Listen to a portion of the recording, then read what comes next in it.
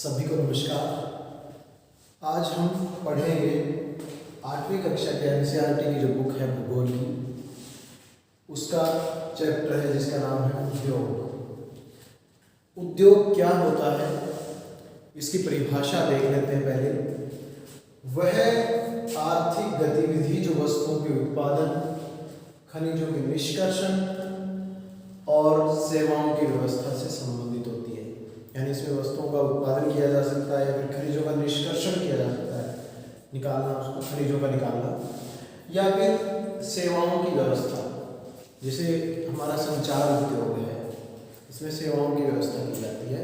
Higher पे हम कोई चीज़ ले लेते हैं तो उसे भी उद्योग ही कहा जाता है। वर्गीकरण अगर करें तो 3 तरह के उद्योग होते हैं। कच्चा माल, अगर कच्चा माल के आधार पर हम वर्गीकरण करें तो कच्चा माल के ऊपर अगर देखें तो देखो कृषि के ऊपर आधारित उद्योग, जैसे गेहूं से आटा बनाना, आटा बनाकर उनकी पैकिंग करना, उनको बेचना। इसी तरह दूध से बने उत्पाद वो भी कृषि पर आधारित है, क्योंकि कृषि और पशुपालन प्राथमिक क्रियाएं हैं और इन पर आधारित जो उद्योग है वो कृषि आधारित उद्योग होंगे। दूध से बनी वस्तुएं या फिर अनाज से दूसरी जो चीज़ें बनाई जाती है, खाद्य जो उद्योग होते हैं, खाद्य प्रसंस्करण, वो होते हैं कृषि आधारित। इसी प्रकार खनिजों पर आधारित उद्योग भी होते हैं, जैसे कोयला है, लोहा है, ये खनिज है। खनिजों पर आधारित उद्योग जैसे निर्माण सामग्री है, कंक्रीट है, सीमेंट है, तो ये होते हैं खनिज आधारित उद्योग। कुछ उद्योग ऐसे होते हैं जो समुद्र पर आधारित होते हैं। समुद्र पर आधारित उद्योगों में जैसे नमक बनाने का उद्योग, मत्स्य पालन, मच्छी उत्पादन से संबंधित उद्योग, वन आधारित जैसे लकड़ियों, दवाइयों यानी औषधियाँ, ड्रग्स, बहुत सारी चीज़ें वन आधारित उद्योगों में आती हैं। दूसरा इसका वर्गीकरण पे अगर देखें तो ये था कच्चे माल के ऊपर आधारित उद्योग। अगर हम बात करें आकार की, तो आकार के आधार पर उद्योगों को 2 वर्गों में बांटा जा सकता है, लघु उद्योग तथा वृहत उद्योग। लघु उद्योगों में छोटे छोटे वे उद्योग जो बहुत छोटे पैमाने पर उत्पादन करते हैं, छोटी इकाई होती है, जिस तरह से बुनाई उद्योग या फिर बात करें टोकरी बनाने का उद्योग, ये जो कप्स होते हैं प्लास्टिक के, ये उद्योग, ये लघु उद्योग कहलाते हैं। खाद्य उद्योग। वृहत उद्योग वो होते हैं जो बड़े पैमाने पर उत्पादन करते हैं, जैसे ऑटोमोबाइल उद्योग, ऑटोमोबाइल की फैक्ट्री होगी, इलेक्ट्रिक इक्विपमेंट बनाने की फैक्ट्री होगी, इनको कहते हैं वृहत उद्योग।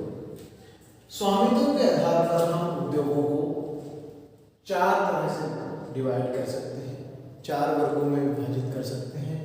निजी क्षेत्र, राज्य स्वामित्व के आधार पर, और तीसरा है संयुक्त क्षेत्र के उद्योग, और चौथा है सहकारी क्षेत्र के उद्योग।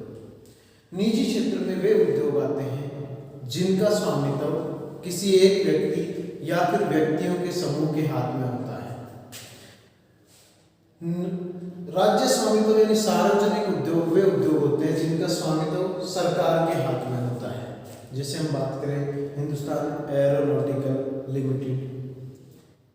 संयुक्त क्षेत्र उद्योग वे उद्योग होते हैं जिनका स्वामित्व सरकार तथा व्यक्तियों या व्यक्तियों के समूह के हाथ में होता है, दोनों के हाथ में होता है। संयुक्त रूप से इनको संयुक्त क्षेत्र के उद्योग कहा जाता है। सहकारी क्षेत्र के उद्योग वे उद्योग होते हैं जो जिनका स्वामित्व उनमें काम करने वाले लोगों, पूर्ति करने वाले लोगों या फिर दोनों के हाथों में होता है। मिलजुल कर उद्योग स्थापित कर लिया, ये सहकारी क्षेत्र के उद्योग है। जैसे सुधा, दुग्ध निर्माण या दुग्ध उत्पादन जो उद्योग है, सुधा डेयरी जैसे अमूल डेयरी, तो ये सहकारी क्षेत्र के उद्योग हैं। बात करते हैं कि उद्योगों की अवस्थिति को प्रभावित करने वाले कारक। अवस्थिति का मतलब कि उद्योग वहीं पर क्यों लगे, वो जहाँ पर स्थित हैं वहीं पर क्यों लगे उद्योग, दूसरी जगह क्यों नहीं लगे, यही स्थान क्यों चुना गया।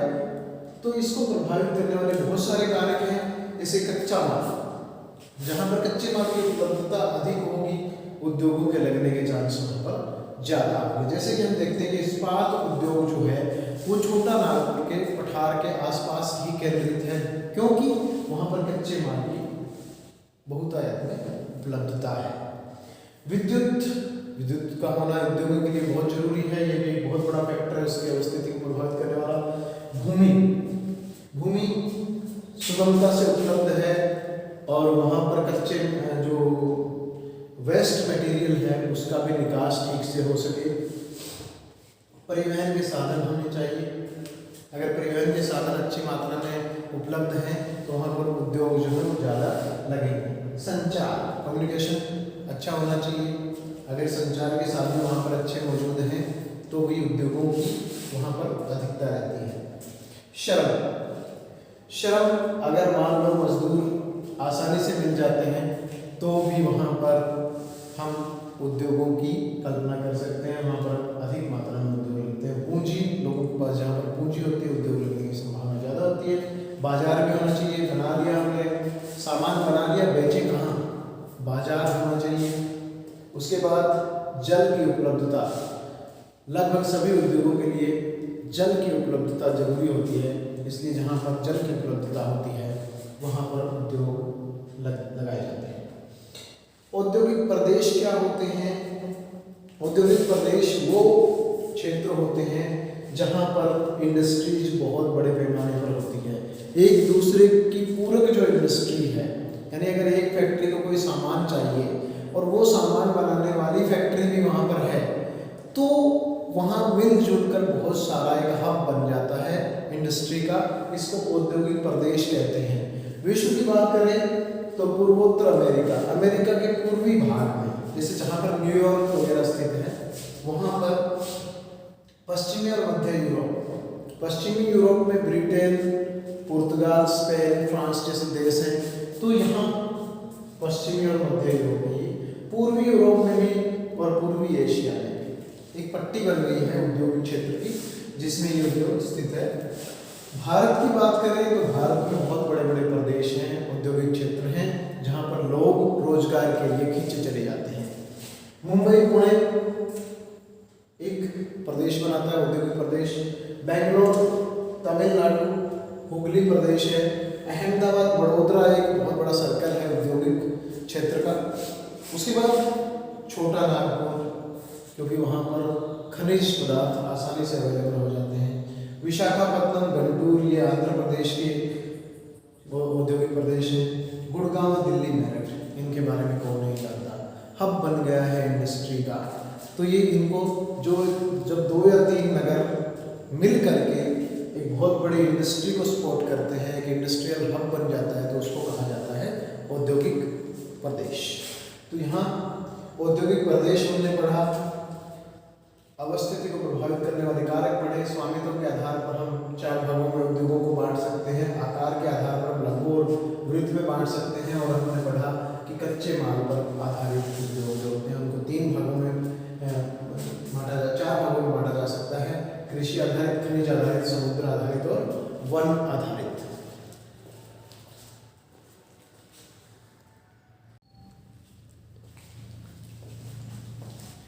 बात करते हैं विश्व के प्रमुख उद्योगों की, तो यहाँ पर 3 उद्योग हमने यहाँ पर पढ़े हैं जो है लोहा इस्पात उद्योग, सूती वस्त्र उद्योग और सूचना प्रौद्योगिकी उद्योग, जिसे सनराइज उद्योग के नाम से भी जाना जाता है।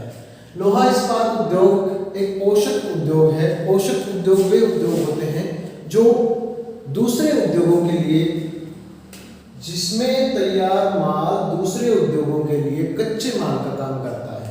जैसे लोहा इस्पात उद्योग है, इसमें क्या किया जाता है, लोहे को इस्पात में बदला जाता है, यानी जो लोह अयस्क है उसका इस्पात बनाया जाता है, स्टील बनाया जाता है। जितनी भी चीज़ें हम देखते हैं, गाड़ियाँ हैं या फिर जो भी ग्रिल्स वगैरह हैं, फ़ोन की बॉडी बनानी है मेटल की, पंखे का ढांचा तैयार करना है, बहुत सारी चीज़ें हैं जो लोहा इस्पात के बगैर संभव नहीं है। इस उद्योग में क्या होता है पहले बाद में बात करेंगे, तो पहले बात कर लेते हैं औद्योगिक तंत्र की। औद्योगिक तंत्र होता है जिसमें एक ऐसा तंत्र मिलजुल कर जिसमें माल को तैयार किया जाता है। उसको तैयार करने के लिए क्या क्या चीज़ें चाहिए? सबसे पहले निवेश। निवेश किसमें करेंगे? कच्चा माल खरीदने के लिए हमें पैसे चाहिए।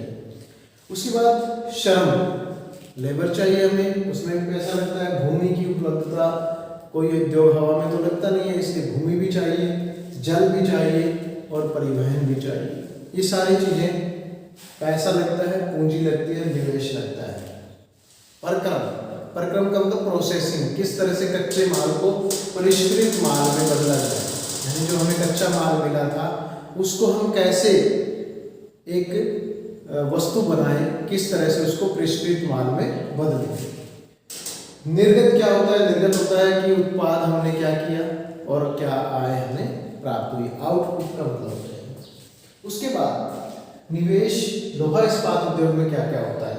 श्रम लगता है, बहुत बड़ी संख्या में लेबर चाहिए, पूंजी चाहिए। पूंजी में हमें बहुत सारी चीज़ें जैसे मशीनरी है, स्थान है, भूमि है। स्थान चाहिए, लो अयस्क चाहिए कच्चा माल, कोयला चाहिए उसको गर्म करने के लिए, चूना पत्थर चाहिए, ये सारी चीज़ें हमें चाहिए। उसके बाद परक्रम कैसे होता है? कच्चे माल को एक भट्टी में डाला जाता है, उसको गर्म किया जाता है, पिघला दिया जाता है और फिर उसका परकलन किया जाता है, उसको गला दिया जाता है। लो अयस्क को गलाने के बाद उसमें जो अशुद्धियाँ होती है उसको दूर किया जाता है, जिसको परिशोधन कहते हैं, और इसके बाद इस्पात तैयार होता है। निर्गत यानी आउटपुट क्या आती है? इस्पात बनकर तैयार हो जाता है। भारत के अंदर अगर बात करें तो इसके मुख्य क्षेत्र जो है छोटा नागपुर के पठार के आसपास केंद्रित है। दुर्गापुर, बरनपुर दोनों पश्चिम बंगाल में है। जमशेदपुर जो है वो झारखंड में है। राउरकेला उड़ीसा में है और बोकारो छत्तीसगढ़ में है। कर्नाटक में दो क्षेत्र हैं इसके, भद्रावती और विजयनगर। विशाखापट्टनम आंध्र प्रदेश में भी एक बहुत बड़ा क्षेत्र है लोहा इस्पात उद्योग का। सलेम तमिलनाडु में एक क्षेत्र है।